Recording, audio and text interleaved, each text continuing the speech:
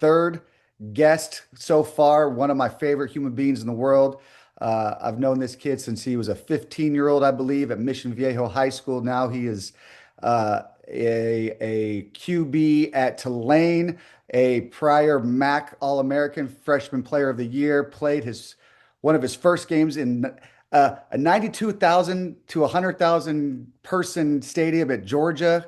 That's how we Yep. got acclimated into the FBS world. The stud of Mission Viejo, Mr. Kadin Semonza. What's up, buddy? What up, coach? Good to be here. Thanks for having Dude, me. bro, so pumped to have you here. All right, dude. I just obviously you are at a you're at a school right now that has a lot of buzz. Tulane has not been notoriously known for being a top national contender, but you guys made it to the playoffs last year, which was a fantastic, for the school, obviously for you being a part of that team. What is now going into this year with that type of kind of pedigree on your guys's, you guys have a target on your back now, probably for the first time in a long time. What's that like being at Tulane with that type of standard? That's good. You just said it right there. The word around here is the standard, and everything that you just talked about. The playoffs, and we've been in four straight conference championships, won two of them. That's just what we expect here now. That's kind of the what we've grown, what's been built before me, and what's continuing to be built now. That's just what we expect to do year in and year out. I love that. What's it like having when you guys now are at the standard? Has the recruiting world kind of leverage where you guys can actually get different type of dudes on campus, or is it more within like the developmental of who's there right now? No, absolutely. I think it's. I haven't been here for too long of the recruitment process. Obviously, I don't know much about before, but just from being around here, I just hosted one of our quarterback commits last week, and I mean, we got 10 commits in a night. I mean, guys that are 4-star, 5-star guys with offers to LSU, Ole Miss, places like that. Like we can get whoever, which is awesome. So that's good for us. We got that going, and those guys will get on campus next year. So that'll be exciting. What's that like with you, Caden? I know your journey. I've known you for a long time now. You were at a different place than where you started, and the common theme that I have with these guys, the quarterbacks that I have had on this podcast, is the journey and kind of coming from more of a humble beginning of not being highly recruited, but knowing you were that guy, but just having to earn it the hard way. You went to Ball State out of Mission Viejo. Now you're at a school where you guys were in the playoffs. You are the guy going into this year, being in that role where you knew that's where you felt you belonged from the jump. What's it like to be walking in those shoes? I mean, it's a blessing. I give all glory to my Lord and Savior Jesus Christ. But like you said, it's been a journey. It hasn't been easy. It never has been for me, and I wouldn't want it to be any other way, to be honest with you. Coming out of high school, when it was all said and done, and we had committable offers to talk about, I had Ball State and Weber State. So I decided to go play FBS football in Muncie, Indiana, which is a lot about now. Um, and then the first year, like you said, I got my first game of the year. We played Kentucky, and then I came in, started the second half. I played pretty well that game, and then got my first start. Found out the Friday of the game going into Georgia that I was going to start that day. Obviously, that one didn't go how we wanted to, but it was a good experience. I mean, I'm thankful for it. Ended up redshirting after 4 games that year, and that was kind of my first piece of adversity. I didn't really know how to handle that at the beginning. It was difficult for me, and I had to learn and grow and kind of take a back seat. Not necessarily take a back seat, but you know what I mean. Kind of sit back, learn, observe from the older guys in the room, and we did that. In the next year, the team didn't do so well, so it's not too much of a big deal. Ended up having a great year, throwing for 3,000 something yards, 25 touchdowns, one MAC Freshman of the Year. But I mean, the adversity never stops. I mean, last year, me and you have had plenty of conversations. I mean, I didn't play last year, and I can sit here and bend your ear about what should have happened or could have happened, but it is what it is. I didn't play, so still got a lot to prove, and I'm excited to do that this year.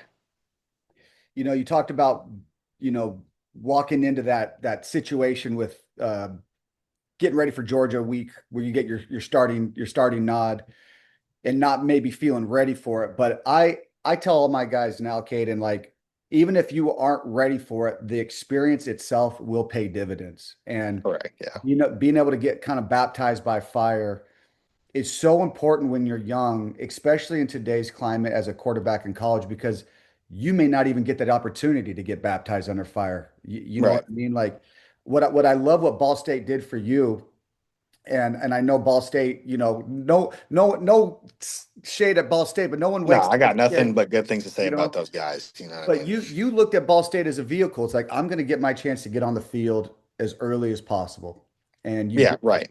and you did that, and you took advantage of that opportunity. You won Freshman Player of the Year in the MAC, and it's not where you start in this journey. It's how you finish it, and there's so many different ways to to get to where you want to go. There's not just one way. And I think it's so important to hear from you for guys out there that are getting recruited that maybe want to go to that big market brand name that it sounds great and it sounds good and it could be a great situation, but if it doesn't get you on the field early, it's going to be a detriment because you're going to end up having to fight through no tape. And if you do want to portal out, you've got really nothing to show for it. Right, and I tell a lot of people that. I mean, if your ultimate goal is truly to play in the NFL, which I feel like we've kind of gotten away from that, and it's kind of how much money can I make in college football.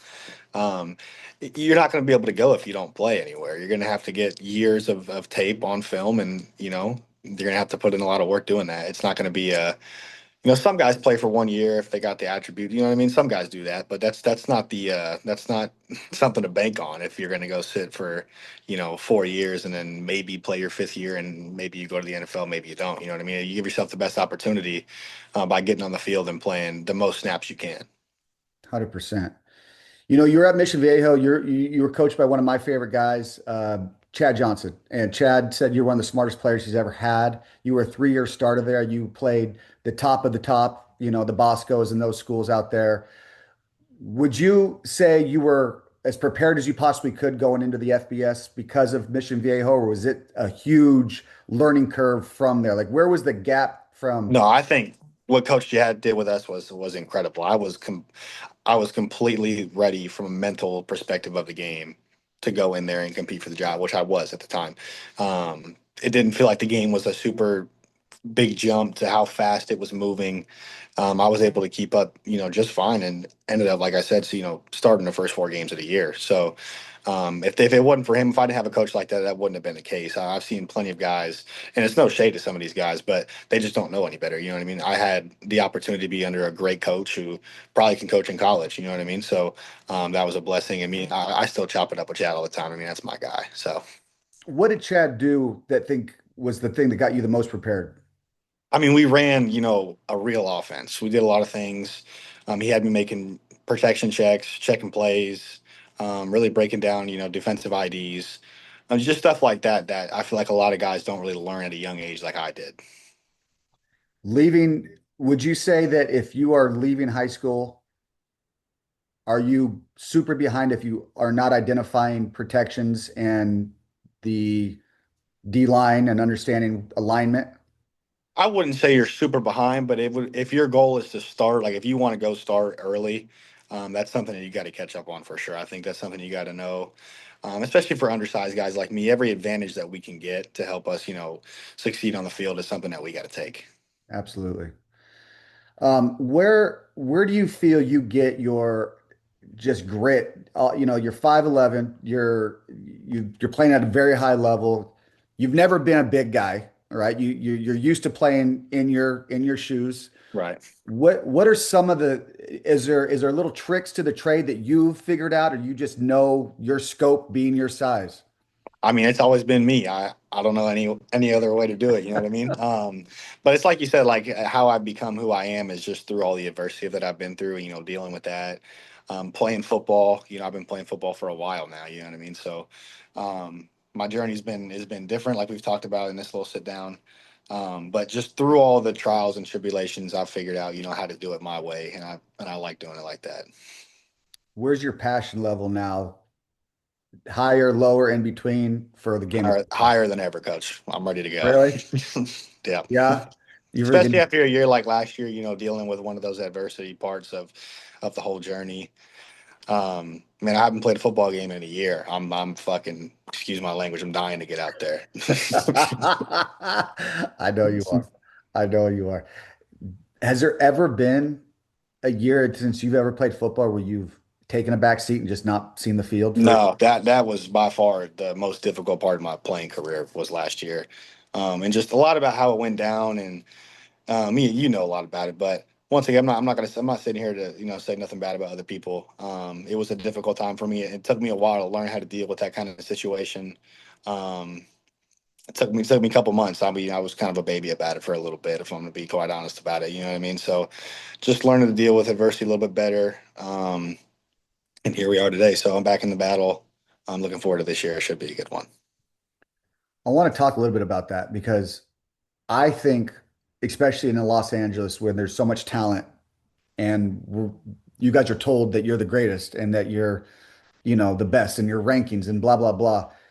You, I always thought, and I mean this not because you're my dude. I thought you were one of the best quarterbacks coming out of your class. I just know what I know. But there's also kids coming out of your class that no one knows where they're at anymore. Right. And I think a lot of it has to do with what happens to these guys that have been told they're the greatest, that have never seen adversity, and then they get pressed their first year or two in college and they get down second, third, fourth string backup positions and they don't know how to deal with that Yeah. emotionally. Right. And what do we see? A lot of these guys just they crumble or they Mhm. Yeah. And I tell people all the time, like people ask me, how's college football like, well, younger guy. I'm like, if you don't love playing football, if you don't truly in your core love playing football, you won't make it. I mean, it's that simple. And when something doesn't go your way, when it's not perfect, um, you're going to crumble. I mean, if you don't love the game, really, like if you don't really love it, you're not going to be able to make it through 4 years. And maybe you fly through and you're the man from day one, and you maybe, but most of the time for everybody, something's going to happen. There's going to be some bumps in the road, and you got to be able to handle that. And, if you can't, the game's going to keep moving without you. It's great, dude. That's so true. Um, what's the one thing, obviously winning a football game and coming off that, but where do you really want to get that back to the game where you like, dude, I can't wait for this to happen in the first game where I'm just missing this part of it.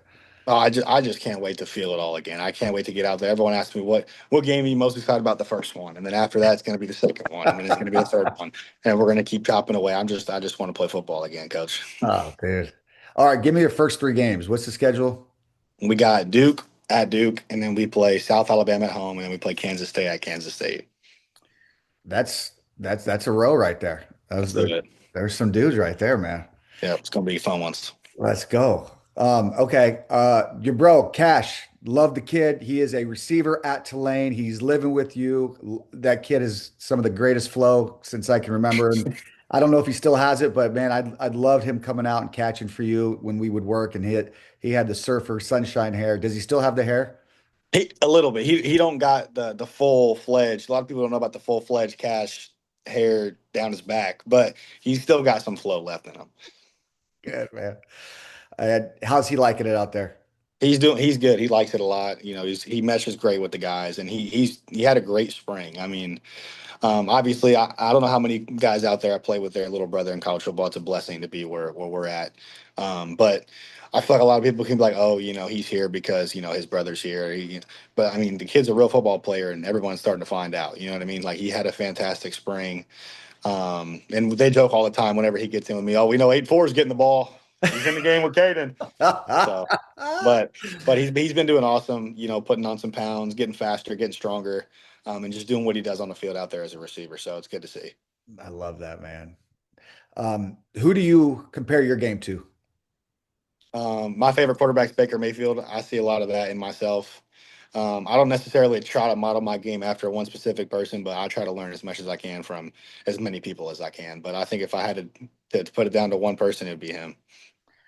I gotta get you and JD on a pod together because he just couldn't get over how good Baker Mayfield has been in person. Dog, man, that what an opportunity that is. I mean, dude, and he's not even talking arm strength, bro. It's like just the way that he masters the line of scrimmage and how to manipulate a defense before the snap. And eyes and just inflection with voice. Like there's just the game within the game within the game. And he's like, Right. Jalen's been loving it, just watching it.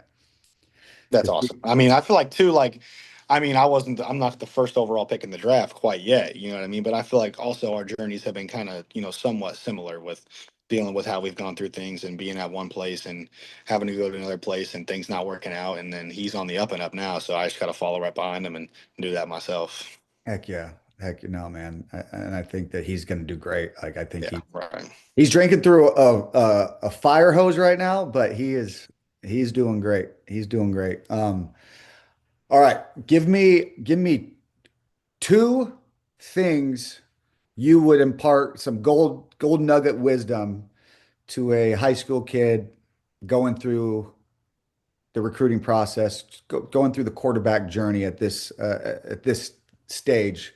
What would you impart to these kids? Don't worry about what everybody else is doing, what offers other people are getting.